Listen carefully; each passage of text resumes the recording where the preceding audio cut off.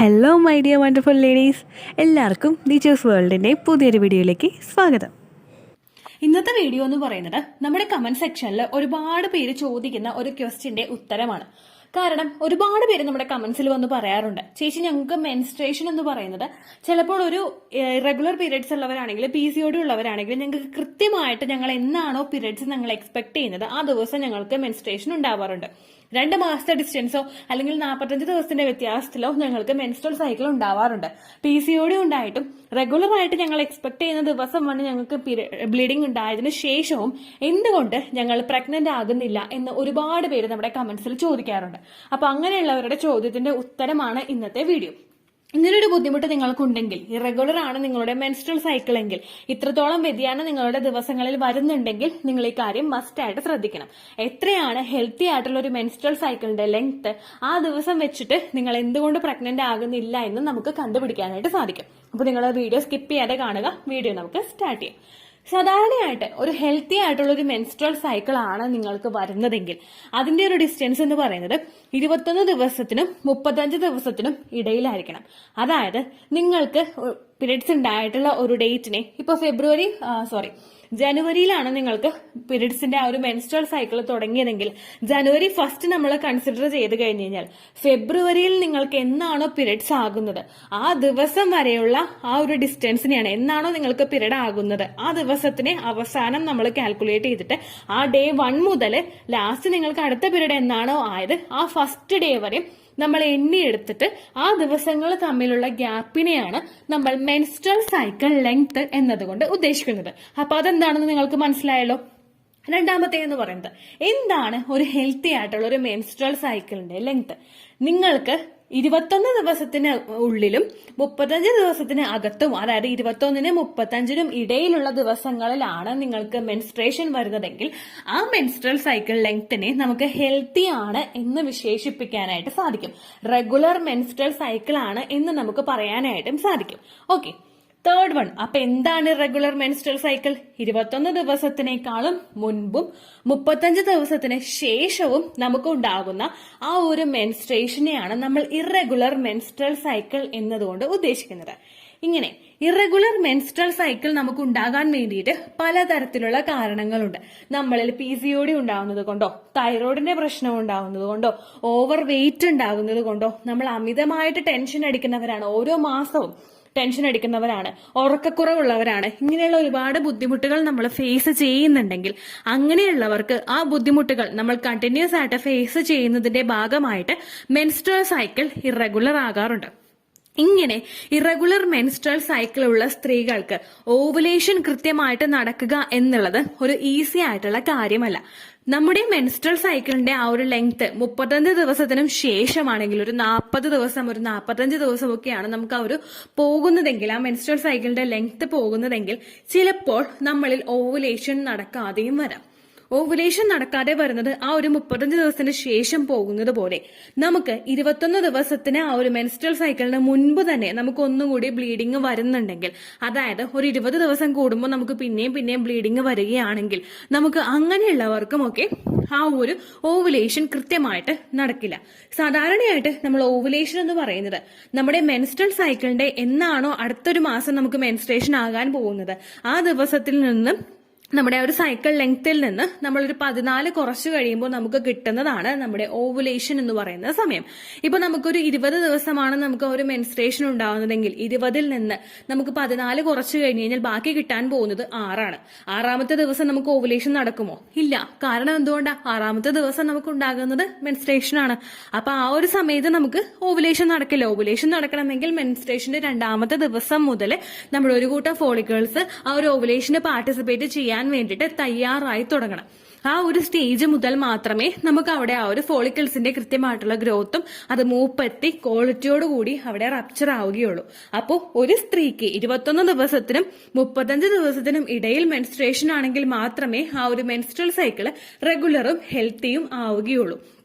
ഇനി ഈ ഒരു സമയത്ത് നിങ്ങൾ ചിന്തിക്കേണ്ട കാര്യം, നിങ്ങൾക്ക് 35 ദിവസത്തിനേക്കാളും മുകളിലോട്ട് മെൻസ്ട്രൽ സൈക്കിൾ പോകുന്നുണ്ടെങ്കിൽ, 21 ദിവസത്തിനേക്കാളും മുൻപ് നിങ്ങൾക്ക് പീരിയഡ്സ് ആകുന്നുണ്ടെങ്കിൽ നിങ്ങൾ ശ്രദ്ധിക്കണം. നിങ്ങൾക്ക് വേറെ എന്തെങ്കിലും ഒക്കെ കൂടുതൽ നമുക്ക് മെൻസ്ട്രേഷൻ പോകുന്നുണ്ടെങ്കിൽ, ഒരു മാസത്തിൽ 2 തവണ നമുക്ക് പീരിയഡ്സ് ആകുന്നുണ്ടെങ്കിൽ നമ്മൾ ചെയ്യേണ്ടത് ഒരു ഗൈനക്കോളജിസ്റ്റിനെ പോയി നമ്മൾ കാണണം.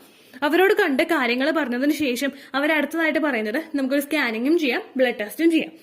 ഒരു സ്കാൻ നടത്തിയത് കൊണ്ട് മാത്രം ഒരു ഡോക്ടറും നിങ്ങൾക്ക് PCOD ആണ് എന്ന് കൺഫേം ചെയ്യില്ല. കാരണം ഇപ്പോൾ നമ്മളിലുള്ള ടെക്നോളജി അനുസരിച്ചിട്ട് അഡ്വാൻസ്ഡ് ആയിട്ടുള്ള സ്കാനിങ് മെഷീൻസ് ആണ് ഓരോ ഹോസ്പിറ്റലുകളിലും അവൈലബിൾ ആയിട്ടുള്ളത്. അവിടെയൊക്കെ ആ ഒരു സ്കാനിങ് മെഷീനിലൊക്കെ അവർ ആ ഒരു ട്രാൻസ്വജനൽ സ്കാൻ ചെയ്ത് നോക്കുമ്പോഴേക്കും ആ ഒരു എക്യുപ്മെന്റ് വെച്ചിട്ട് അവർക്ക് തീരെ മൈന്യൂട്ട് ആയിട്ടുള്ള ഫോളിക്കിൾസിനെ വരെ റെക്കഗ്നൈസ് ചെയ്യാനായിട്ട് സാധിക്കും. അപ്പോൾ ജസ്റ്റ് ഫോളിക്കിൾസ് കൂടുതലായിട്ട് കണ്ടു എന്ന് വിചാരിച്ചിട്ട് നമുക്ക് PCOD ആണെന്ന് ഒരു ഡോക്ടറും അങ്ങോട്ട് അണ്ടർലൈൻ ചെയ്യില്ല. നേരെ മറിച്ച് നമുക്ക് AMH ബ്ലഡ് ടെസ്റ്റ് നോക്കും, നമുക്ക് പ്രൊലാക്റ്റിന്റെ ലെവൽ നോക്കും, നമുക്ക് തൈറോയ്ഡ് ഉണ്ടോ എന്ന് നോക്കും. ഈ ഓരോ കാര്യങ്ങളും അടങ്ങിയിട്ടുള്ള ഒരു ബ്ലഡ് ടെസ്റ്റ് നമ്മൾ ചെയ്ത് കഴിയുമ്പോൾ AMHന്റെ വാല്യൂ ഒരു നോർമൽ ലെവലിനെ അപേക്ഷിച്ചിട്ട് ഒരു 5 ഒക്കെയാണ് വാല്യൂ വരുന്നതെങ്കിൽ, AMH ലെവൽ നമുക്ക് കൂടുതൽ നോർമൽ ഉണ്ടാകുന്നതിനേക്കാളും കൂടുതലൊക്കെയാണ് നമുക്ക് വരുന്നതെങ്കിൽ ഡോക്ടറോട് അസ്യൂം ചെയ്യും നമുക്ക് അസ്യൂം അല്ല, ജസ്റ്റ് അങ്ങോട്ട് ഫൈനലൈസ് ചെയ്യും നമുക്ക് PCOD ഉണ്ട് എന്നുള്ളതിനെ പറ്റിയിട്ട്. അതുപോലെ തന്നെ തൈറോയ്ഡ് നമുക്ക് ടെസ്റ്റ് ചെയ്ത് കഴിയുമ്പോൾ ഹൈപ്പോ തൈറോയിഡിസം ആണോ ഹൈപ്പർ തൈറോയിഡിസം ആണോ എന്ന് മനസ്സിലാക്കും. പ്രൊലാക്റ്റിൻ ലെവൽ ചെക്ക് ചെയ്ത് കഴിയുമ്പോൾ നമുക്ക് പ്രൊലാക്റ്റിൻ ഹോർമോൺ കൂടുതലുണ്ടോ എന്ന് റെക്കഗ്നൈസ് ചെയ്യും. പ്രൊലാക്റ്റിൻ ഹോർമോൺ പ്രഗ്നന്റ് ആയിട്ടുള്ള സ്ത്രീകൾക്ക് മാത്രമേ കൂടുതൽ ഉണ്ടാകാനായിട്ട് പാടുള്ളൂ. അങ്ങനെയല്ല എങ്കിൽ നമുക്ക് ആ ബ്രസ്റ്റിൽ നിന്ന് ആ ഒരു വൈറ്റ് കളറിലെ ഡിസ്ചാർജ് ഉണ്ടാകും. ഇങ്ങനെയുള്ള ബുദ്ധിമുട്ടുകൾ നമുക്ക് വരുമ്പോഴേക്കും, പ്രഗ്നന്റ് ആകാത്ത സ്ത്രീകൾക്ക് അങ്ങനെയുള്ള ബുദ്ധിമുട്ടുകൾ വരുമ്പോഴേക്കും അത് പ്രൊലാക്റ്റിൻ ഹോർമോണിന്റെ കൂടുതൽ മൂലമായിരിക്കും ഉണ്ടാവുന്നത്. അപ്പോൾ അത് മാത്രമല്ല, ഇതൊന്നും നമുക്ക് ഇല്ല എങ്കിൽ നമ്മുടെ വെയിറ്റ് എങ്ങനെയാണ്, നോർമൽ ആണോ എന്നുള്ള കാര്യം ഡോക്ടർ നോക്കും. ഇതെല്ലാം ചെയ്തതിന് ശേഷമായിരിക്കും നമുക്ക് എന്താണ് ബുദ്ധിമുട്ട് അവിടെ ഉണ്ടാകുന്നത് എന്ന് നമ്മൾ മനസ്സിലാക്കേണ്ടത്.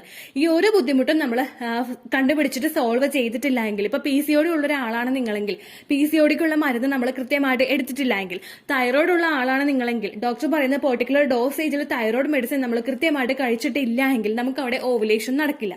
അപ്പോൾ കൃത്യമായിട്ട് മെൻസ്ട്രേഷൻ നടക്കുന്നതല്ല, നമ്മൾ ഫെർട്ടൈൽ ആണോ എന്നതിന്റെ സൂചന. നേരെ മറിച്ച് ഇപ്പോൾ നിങ്ങൾക്കൊരു 36ാമത്തെ ദിവസമൊക്കെ നിങ്ങൾക്ക് മെൻസ്ട്രൽ സൈക്കിളിന്റെ ലെങ്ത് പോകുന്നുണ്ടെങ്കിൽ നിങ്ങൾ ഒന്ന് നോക്കുക, നിങ്ങൾക്ക് എപ്പോഴാണ് ഓവുലേഷൻ സംഭവിക്കുന്നത് എന്നതിനെ പറ്റിയിട്ട്. സാധാരണയായിട്ട് നമുക്കൊരു ഹെൽത്തി ഓവുലേഷൻ നടക്കണമെങ്കിൽ നമ്മുടെ മെൻസ്ട്രൽ സൈക്കിളിന്റെ 20 ദിവസത്തിന് മുൻപ് നമുക്ക് ഓവുലേഷൻ ഉണ്ടാകണം. ഒരു 21ാമത്തെ ദിവസം നമ്മുടെ മെൻസ്ട്രൽ സൈക്കിളിന്റെ ലെങ്ത് വെച്ചിട്ട് ഒരു 21ാമത്തെ ദിവസമൊക്കെയാണ് നമുക്ക് ഓവുലേഷൻ ഉണ്ടാവുന്നതെങ്കിൽ ആ ഉണ്ടാകുന്ന ഓവുലേഷനെ ലേറ്റ് ഓവുലേഷൻ എന്നാണ് പറയുന്നത്. ഈ ഒരു ലേറ്റ് ഓവുലേഷൻ നമുക്ക് ഉണ്ടാകുമ്പോഴേക്കും ആ വളരുന്ന എഗ്ഗിന് ക്വാളിറ്റി ഉണ്ടായിക്കൊള്ളണമെന്നില്ല. അങ്ങനെ വന്നാലും നിങ്ങൾക്ക് അവിടെ പ്രഗ്നൻസി പോസിബിൾ ആയിട്ടുള്ള ഒരു കാര്യമല്ല. അപ്പോൾ അങ്ങനെയുള്ള കാര്യങ്ങളും കൂടി നിങ്ങൾക്കുണ്ടോ എന്ന് ശ്രദ്ധിക്കുക. ഇപ്പോൾ നിങ്ങൾക്ക് ഒരു 36ാമത്തെ ദിവസമാണ് നിങ്ങൾക്ക് മെൻസ്ട്രേഷൻ ഉണ്ടാകുന്നതെങ്കിൽ ആ 36ാമത്തെ ദിവസത്തിൽ നിന്നും നിങ്ങൾ 16 കുറയ്ക്കുക. 14 കുറയ്ക്കുമ്പോഴേക്കും നമുക്ക് കിട്ടുന്നത് 22 ആണ്. എന്നാൽ നേരെ മറിച്ച് 35ൽ നിന്നും 14 നമ്മൾ കുറയ്ക്കുമ്പോഴേക്കും നമുക്ക് കിട്ടുന്നത് 21 ആണ്. ആ 21 ദിവസത്തിനും ശേഷമുള്ള ഏത് മെൻസ്ട്രൽ സൈക്കിളിലാണോ നമുക്ക് വരുന്നത് അതിനെ ലേറ്റ് ഓവുലേഷൻ എന്ന ഒരു കാറ്റഗറിയിലെ പെടുത്താനായിട്ട് സാധിക്കുകയുള്ളൂ. ഈ ലേറ്റ് ഓവുലേഷൻ ഉണ്ടായി കഴിഞ്ഞു കഴിഞ്ഞാൽ ലേറ്റ് ഓവുലേഷന് ശേഷം ഓവുലേഷൻ സംഭവിച്ചിട്ട് വരുന്ന ഒരു സ്ത്രീക്ക് ഇംപ്ലാന്റേഷനും അതിനനുസരിച്ചിട്ട് ഫെയിൽ ആകും. ഈ ലേറ്റ് ഇംപ്ലാന്റേഷനും ലേറ്റ് ഓവുലേഷനും സക്സസ് ആകാനായിട്ടുള്ള ചാൻസ് മറ്റുള്ളതിനെ അപേക്ഷിച്ച് വളരെയധികം കുറവാണ്. അപ്പൊ നമ്മൾ ചെയ്യേണ്ട ഒരു കാര്യം, എന്നാണോ നിങ്ങൾക്ക് മെൻസ്ട്രൽ സൈക്കിളിന്റെ ലെങ്ത് വരുന്നത് ഓൾമോസ്റ്റ് ആ ദിവസത്തിൽ നിന്നും നിങ്ങൾ 14 കുറയ്ക്കുക. 14 കുറച്ചിട്ട് നിങ്ങളുടെ ഓവുലേഷൻ ഡേറ്റ് നിങ്ങൾ കണ്ടുപിടിക്കുക. ഈ ഓവുലേഷൻ നടക്കുന്ന ദിവസം നിങ്ങൾക്ക് കൃത്യമായിട്ടുള്ള ലക്ഷണങ്ങൾ വരുന്നുണ്ടോ എന്ന് നിങ്ങൾ നോക്കുക. ഓവുലേഷൻ ടെസ്റ്റ് കിറ്റ് നിങ്ങൾ യൂസ് ചെയ്ത് നോക്കുക. ഓവുലേഷൻ ടെസ്റ്റ് കിറ്റ് നിങ്ങൾ യൂസ് ചെയ്തിട്ട് അതിലെ ഡബിൾ ലൈൻ അവിടെ തെളിഞ്ഞു വരുന്നുണ്ടോ എന്ന് നിങ്ങൾ ശ്രദ്ധിക്കുക. ഇതെല്ലാം നിങ്ങൾക്ക് കൃത്യമായിട്ട് വരുന്നുണ്ടെങ്കിൽ നിങ്ങളൊരു 2-3 മാസം കണ്ടിന്യൂസ് ആയിട്ട് നിങ്ങൾ ട്രൈ ചെയ്ത് നോക്കുക. ട്രൈ ചെയ്യേണ്ടത് ഇപ്പോൾ ഗ്രാമ്പൂ വെള്ളം കുടിച്ചിട്ട്, അതുപോലെ ഉണക്കമുന്തിരി വെള്ളത്തിലിട്ട് കഴിച്ചിട്ട്, ഹെൽത്തി ആയിട്ടുള്ള ഫുഡ്സ് കഴിച്ചിട്ട്, ഫെർട്ടിലിറ്റി എക്സസൈസുകളൊക്കെ ചെയ്തിട്ട്, നല്ലപോലെ വെള്ളം കുടിച്ചിട്ട്, ഇതെല്ലാ കാര്യങ്ങളും നിങ്ങൾ ചെയ്തിട്ട് നിങ്ങൾക്കൊരു 3 മാസമോ അല്ലെങ്കിൽ ഒരു 4 മാസമോ നിങ്ങൾ ട്രൈ ചെയ്തിട്ട് നിങ്ങൾ പ്രഗ്നന്റ് ആകുന്നുണ്ടോ എന്ന് ഒന്ന് നോക്കുക. എന്നിട്ട് നിങ്ങൾ പ്രഗ്നന്റ് ആകുന്നില്ലെങ്കിൽ പിന്നെ നിങ്ങൾ വെയിറ്റ് ചെയ്യാതിരിക്കുക. ഉടനെ തന്നെ ഒരു ഡോക്ടറെ പോയി കാണുക. ഡോക്ടറെ പോയി കണ്ടതിന് ശേഷം നിങ്ങൾക്ക് എന്താണ് ബുദ്ധിമുട്ടുള്ളത് എന്ന് റെക്കഗ്നൈസ് ചെയ്യുക. ആ ബുദ്ധിമുട്ട് നമ്മൾ മാറ്റിക്കഴിഞ്ഞാൽ മാത്രമേ നമുക്ക് കൃത്യമായിട്ട് ഓവുലേഷൻ നടക്കുകയുള്ളൂ. ഇല്ലെങ്കിൽ നമുക്ക് കൃത്യമായിട്ട് പീരിയഡ്സ് ഉണ്ടെങ്കിൽ തന്നെ അനോവുലേഷൻ എന്നൊരു ബുദ്ധിമുട്ട് അവിടെ ഉടലെടുക്കും. ഓവുലേഷൻ എന്ന് പറയുന്നത് കൃത്യമായിട്ട് പീരിയഡ്സ് ഉണ്ടായിട്ടും ഓവുലേഷൻ നടക്കാത്ത ഒരു അവസ്ഥയാണ്. നമ്മൾ തന്നെ ഒന്ന് ശ്രദ്ധിച്ചു കഴിഞ്ഞു കഴിഞ്ഞാൽ, നമ്മുടെ ലൈഫ് സ്റ്റൈലിൽ ഒന്ന് മാറ്റങ്ങൾ കൊണ്ടുവരാൻ നമുക്ക് സാധിച്ചു കഴിഞ്ഞാൽ, നമ്മുടെ ഡയറ്റ് മാറ്റി കഴിഞ്ഞാൽ, നമ്മുടെ ലൈഫ് സ്റ്റൈലിൽ ഒന്ന് ചേഞ്ചസ് കൊണ്ടുവന്ന് നമ്മൾ എക്സസൈസ് ചെയ്ത് കൃത്യമായിട്ടുള്ള ഉറക്കം, ഇങ്ങനെയുള്ള ഓരോ കാര്യങ്ങളും നമ്മൾ ചെയ്യാൻ തുടങ്ങി കഴിഞ്ഞു കഴിഞ്ഞാൽ നമുക്ക് ഈ ഓവുലേഷനെ ആ ഒരു നോർമൽ സ്റ്റേജിലോട്ട് കൊണ്ടുവരാനും നമ്മൾ ട്രൈ ചെയ്യുന്ന സമയത്ത് തന്നെ പ്രഗ്നന്റ് ആകാനും നമുക്ക് സാധിക്കും കേട്ടോ. അപ്പോൾ ഇത്രയേ ഉള്ളൂ വീഡിയോ. യൂസ്ഫുൾ ആയി കാണുമെന്ന് വിശ്വസിക്കുന്നു. യൂസ്ഫുൾ ആകുന്നുണ്ടെങ്കിൽ ലൈക്ക് ചെയ്യുക, ഫ്രണ്ട്സിനൊക്കെ ഷെയർ ചെയ്ത് കൊടുക്കാം കേട്ടോ. അപ്പോൾ അടുത്തൊരു വീഡിയോ ആയിട്ട് നമുക്ക് വീണ്ടും കാണാം. ബൈ.